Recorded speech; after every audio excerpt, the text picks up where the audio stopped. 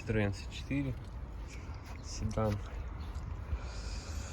Появился посторонний шум в машине. Двигателя вообще перестало слышно. Как будто самолет разгоняется. В первую очередь подумал на подшипнике, думаю, ну глядишь, это не он, потому что звук не сильно похож.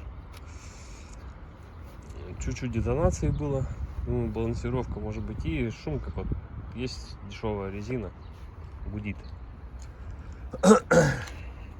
Поднял колесо, вроде нормально крутится. В итоге сделал балансировку, думаю, детонация пропадет. Переставил резину потом местами. Ну, ничего не помогает, пришлось брать подшипник. Взял подшипник фирмы, сейчас я покажу фирму.